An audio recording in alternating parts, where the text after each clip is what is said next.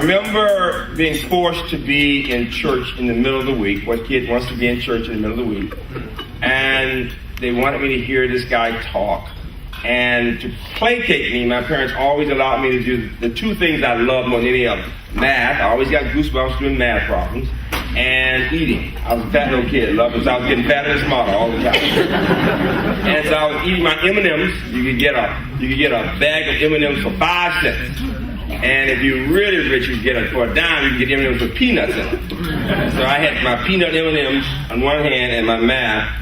And I'm acting like I'm listening to this guy talk. And all of a sudden he said, and if we can convince the children to participate in this peaceful march, all of America will understand that even children want and appreciate the need for a very, very sound education. They know the difference between what they're getting now and what they'd like to get. And we had great teachers. We didn't have the resources. We often got hand-me-down books that were very upsetting from white schools. And I looked up and said, who is that guy? And of course it was Dr. King. I did go, I did march, I did spend that week 50 years ago, as of a couple of weeks ago. And I was 12.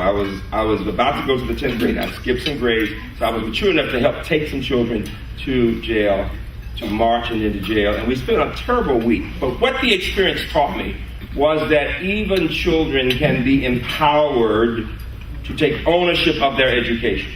That children can think more critically than we realize.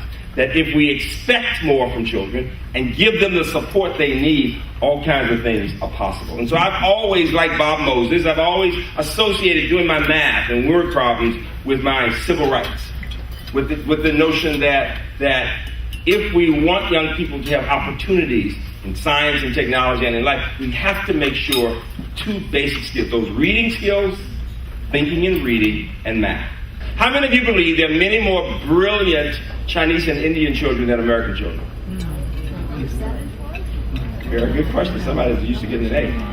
Asking a good question. Very good. It's actually not. Somebody will always say, Freeman, don't you respect your country? How could you even ask the question? Well, it is not a politically incorrect question. It's a mathematical question.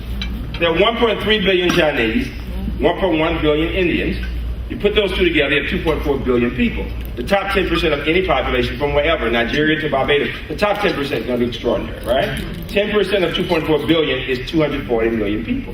How many Americans are there in total? 310. So those two countries have almost as many geniuses as we have citizens. So if you go to anybody's PhD program in engineering, computer science, mine, MIT, wherever you go, you're going to see those two populations significantly represented in the doctoral students. All right? You start there. The other issue, and a lot of you in New York don't appreciate this, is that we know throughout the 20th century, large numbers of the people who went on to get Nobel Prizes grew up in homes where the parents had moved here from another country, often a European country in the 20th century, where the people didn't speak English in the house, and yet there was this hunger for the knowledge, this idea, you're in America, you're going to take advantage of it.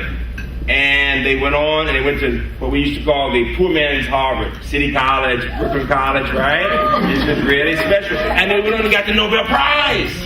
And if you look at the Nobel laureates in America, even today, a disproportionately large number have backgrounds, meaning within one generation from another country. Why? The hunger. You know, on my campus, we have students from 150 countries. And make no mistake, my kids from Russia and China and Jamaica and Barbados and India, all these places, when we sit and have focus groups, kids from whose parents are from other countries or who came to us can make us better.